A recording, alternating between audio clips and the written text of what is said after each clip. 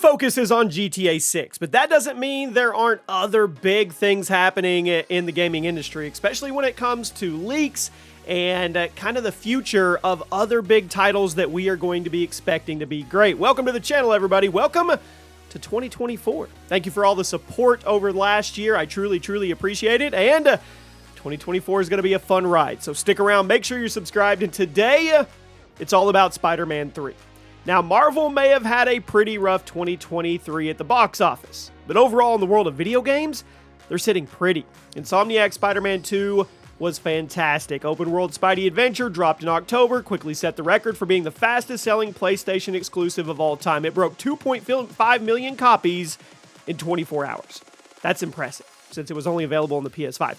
Yes, the game had a decent number of technical issues at launch, but from a design standpoint, it was excellent, and it left the players around the world eager for the follow-up.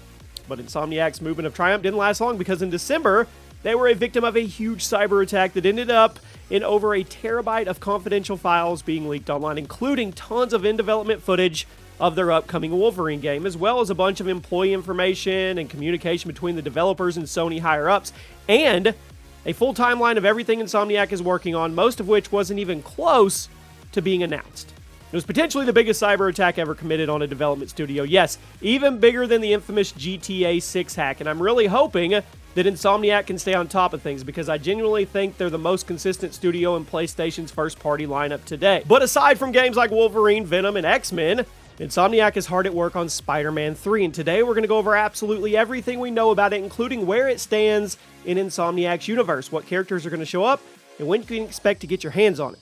So you let me know in the comments if you're excited to see more of Insomniac's Marvel universe as they kind of grow it out, flesh it out. Drop a like on the video, and before we move on, if you get anything from G2A.com this month, use code CHAOS for some cash back. The link is at the top of the description. Now, it was confirmed in an interview not too long ago that Venom is going to play a pretty huge part in Insomniac's universe moving forward. It makes sense. If they're planning on making a whole game based around him, he better. Tony Todd, the voice actor for Venom in Spider-Man 2, stated that about 90% of the dialogue he recorded was not in the final build of the game, which is pretty insane when you think about it. Now, it's normal for dialogue to get cut and various aspects of a game to change during development, but for 90% of a major character's dialogue to be cut, that's almost unheard of, especially when that character is voiced by Tony Todd. I mean, he couldn't have been cheap to get into the studio.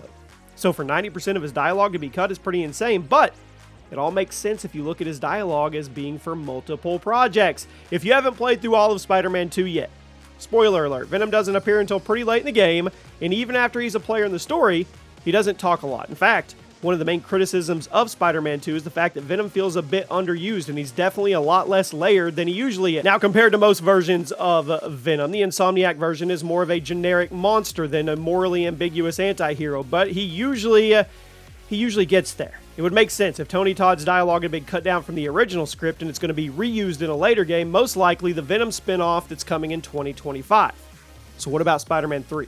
Is Venom going to appear in the third mainline game? It's clear that Insomniac has plans for him in the future, and with the Carnage tease in Spider-Man 2, it seems like they want all the symbiotes to be a major faction in their universe going forward. But honestly, I'm not sure if Venom himself is going to stick around after his 2025 spin-off game, and there's one major reason. Miles Morales. Insomniac Games have confirmed that Miles is going to be their main Spider-Man moving forward, meaning he's going to be the main character in Spider-Man 3 instead of sharing the spotlight with Peter. Now, given the fact that Venom's main conflict is with Peter, I don't think Insomniac is going to want to bring him back as a main villain for the third game, because the emotional impact just wouldn't be the same. Now, I have no doubt that Miles is going to show up in the Venom spin-off game and possibly even get his own symbiote suit, but I mean, I just don't think he's going to be the focus of that next game. I have my doubts. There's so many awesome villains that Insomniac could use as a leading antagonist in their next mainline game, and as much as people love Venom, I think the general gaming audience are probably getting a little burnt out on him, right? 3 games in a row, third movie. He may have been a bit underused in Spider-Man 2, but after he gets his own spin-off game, I think we will all feel fulfilled and ready to move on.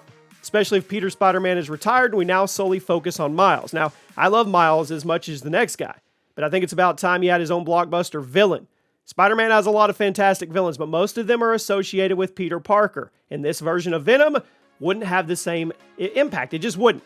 So with that being said, I'm starting to wonder if Peter is going to be in Spider-Man 3 at all. Like I said, Insomniac has confirmed that Miles is going to be their main guy moving forward. Does that mean Peter is going to stick around as a mentor? Will this be a Batman Beyond situation where the retired Spider-Man is still around, or is Peter going to leave New York entirely? I mean, I think we all know that Peter wouldn't be able to just sit idly by as supervillains run amok in his city, so even if he told Miles he wants to retire from hero work, he would probably still jump into the fray if it got tough. So that leaves two options for Spider-Man 3. Option number 1. Peter is still in the game. He shows up from time to time, offers Miles advice and guidance, but he's mostly absent from the main narrative of the game. Think back to Spider-Man Homecoming and Robert Downey Jr.'s role as Iron Man, right?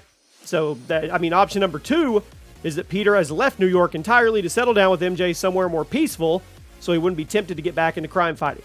Personally, I'm more in favor of option 1, because I don't think I'm quite ready to completely say goodbye to this version of Peter, but that's probably where the Venom game will come in. Peter will almost certainly have a major role in the Venom game, and I think that is where Insomniac is going to give him a proper send-off and officially pass that torch over to Miles. Now, the end of Spider-Man 2's main campaign definitely made it clear that Peter wants to retire, and that he trusts Miles to be the city's protector, but at the same time, didn't really feel like a proper send-off that character or a character like him deserves. With the emotional connection between Peter and Venom firmly established in Spider-Man 2, I fully expect Peter to come back in the Venom game, and Insomniac will likely treat that as the official conclusion of his story arc. So that way, we can go into Spider-Man 3 with Miles as our leading man, and everybody can be on the same page without there being any loose ends between the two Spider-Men and their roles in the universe. Now, the last major question mark is going to be the X-Men.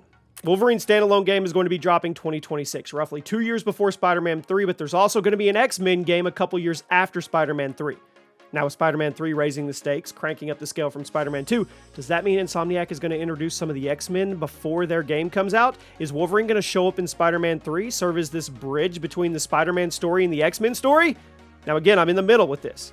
Introducing the X-Men to Spider-Man 3 would be awesome. It would be a good way to make the universe feel bigger and get players invested into other aspects of Insomniac's Marvel Universe. But on the other side, throwing the X-Men into a Spider-Man game, that might split the focus a little too much. Might make it feel like it's not truly a Spider-Man story anymore. And on top of that, I think a lot of people would be disappointed if Spider-Man 3 rolled around, it was finally Miles' opportunity, and then the spotlight was yanked away from him in order to share it with the X-Men. I could go either way here. I'm hoping Spider-Man 3 is just a Spider-Man story. Then again, Insomniac and Sony might be a little too tempted to do a crossover, which could result in the X-Men joining the party, and that could either be awesome or overcomplicated. Maybe if they did it right and we just got little teasers or quick cameos or something where they're not really part of the main narrative, but they're introduced into Insomniac's Marvel Universe. That would make sense if they did it right. And I trust them. They'll do it right. They'll do whatever they need to do. So there you go, guys. Spider-Man 3 is actively being worked on, which you already knew that. You knew they weren't going to stop with 2, and if you've played the ending of 2, you already knew there was going to be a 3. But there's much more to it. The X-Men game, the Venom game. What do you think? And who do you think Miles' main supervillain should be? I definitely don't think it should be Venom. I'll see you guys soon.